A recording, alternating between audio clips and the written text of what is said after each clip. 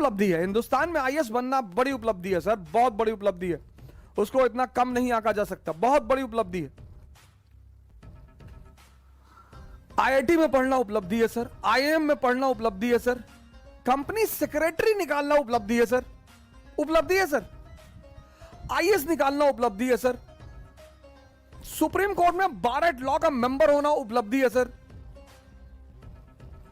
बाकी इस देश में कुछ भी उपलब्धि नहीं है।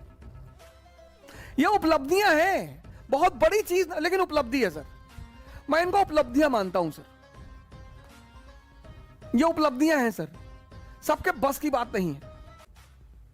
हमारे एक मित्र हैं, अब तो रहे नहीं, श्री एस के ओझा जी, हमारे संघर्ष के बहुत बड़े साथी थे वो।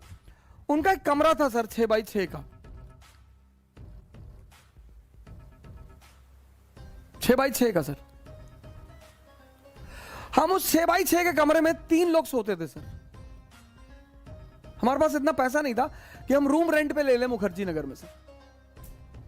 सर मेरी 8 बजे सुबह क्लास होती थी, और अब शुरुआत में तो आपके पास इतना पैसा होगा नहीं, घर से कोई बैकिंग थी नहीं, माता जी ने घर से भगा दिया था। सिर्फ मेरे एक बचपन के मित्र हैं जिनका नाम मैं किसी दिन बहुत फुर्सत से लूंगा, पंकज पांडे जी, उन्होंने बीच बीच में बहुत आर्थिक सहायता की सर। लेकिन आप हर महीने खाने का पैसा, कपड़े का पैसा थोड़ी मांगेंगे सर। आप 8 बजे से लेकर 2 बजे तक होटल में, 4 बजे ऑटो से कमरे पहुंचते थे, सुबह 8 बजे क्लास होती थी सर। ये जो यात्रा है सर, अब तुम्हें डिसाइड करना है कि हंसोगे कृष्ण की तरह। इस आदमी का जीवन देखो सर, जन्म से मृत्यु तक चुनौतियां,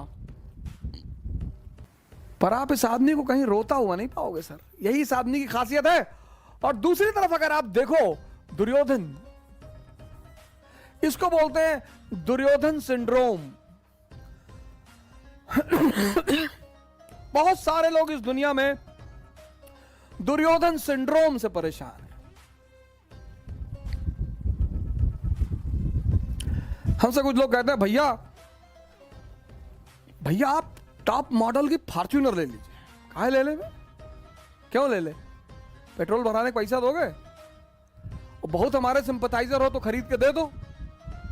नहीं, आपके ऊपर अच्छा नहीं लगता। अबे हम 20 इंच की साइकिल पे चलने वाले आदमी,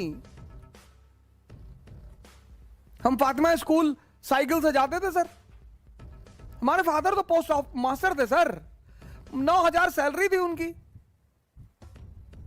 तो अब उसके बाद हम जो भी कमा रहे हैं वो तो हम तो बेनिफिट में है सर।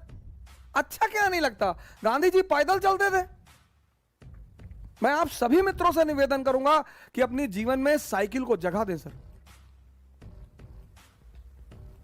अगर आपने साइकिल को अपना लिया सर, 10 किलोमीटर की रेंज में जहां भी चल रहे हैं साइकिल चलाइए सर, मस्त रहेंगे सर। और कभी आपको लगे कि मैं आपको प्रवचन दे रहा हूं, आप आइए दिल्ली और हमारे साथ साइकिलिंग करिए 60 किलोमीटर की 1 गो में। और हार नहीं कर पाए सर, छोड़ देंगे पढ़ाना, कभी कैमरे पर नहीं आएंगे सर। जिसको भी लगे। और मेरे बड़े सारे मित्र कहते थे बोलने के लिए तो कोई भी बोल दे, बोलने के लिए तो हम भी बहुत बोल दे। नहीं सर, मैं डरता भी हूं सर, पर मैं जितनी बातें आपसे कहता हूं उनको मैं भी करता हूं सर। मेरे पास साइकिल है सर, उसी साइकिल ने, फॉर्च्यूनर ने किसी को इज्जत दी सर। बड़े लोग फॉर्च्यूनर पे चलते हैं, उस साइकिल ने मुझे इज्जत दी, उस साइकिल ने मुझे नाम दिया, उस साइकिल ने मुझे सेहत दी। सर मैं 2 किलो आम खा लेता हूं, आम मैं छोड़ नहीं सकता था, शुगर बढ़ रही थी स्टेरॉइड खाने से, सर्कोडिसिक की वजह से आम छोड़ नहीं सकता था।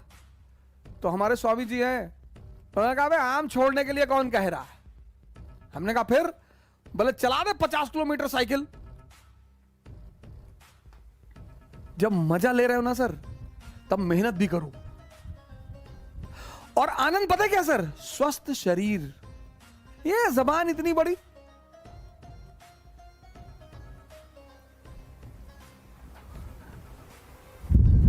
सर दुर्योधन सिंड्रोम से परेशान मत रहो। शुक्रिया करो तुम्हारे पास जो भी है। 2007 में हमारे मित्र हैं पांडे जी, पंकज पांडे जी, उन्होंने दया खा के मुझे अपना स्कूटर दे दिया। उनके पास एक ब्रेवो स्कूटर था, तो हमसे कहे यार तुम जो है कोचिंग तक जाते हो ऑटो पकड़ के, हमको अच्छा नहीं लगता, तो ब्रेवो स्कूटर दे दिया उन्होंने। तो हमारा एक दोस्त है चंद्रदीप सरकार, एबीसी एकेडमी चलाते हैं बंगाल में, तो जब उन्होंने मुझे ब्रेवो स्कूटर पे देखा चाणक्य एकेडमी में, मैं मिश्रा जी का भी बड़ा धन्यवाद अदा करना चाहता हूं। AK मिश्रा जी ने बहुत साथ दिया, चाणक्य एकेडमी चलाते हैं और बहुत ज्यादा साथ दिया उन्होंने। तो चंद्रदीप सरकार ने जब हमें ब्रेवो स्कूटर पे देखा, बोला सर क्या बात कर रहे हैं सर, आप यहां मत खड़ा करिए, थोड़ी दूर खड़ा करिए सर। अबे मैंने कहा पागल हो मैं, यहां खड़ा करने में क्या दिक्कत है, यहीं खड़ा करेंगे। अपने समय से शर्म मत करो सर, अपने समय से डरो मत, लड़ते रहो हंस हंस कर। ये जो है अब आपको डिसाइड करना है सर।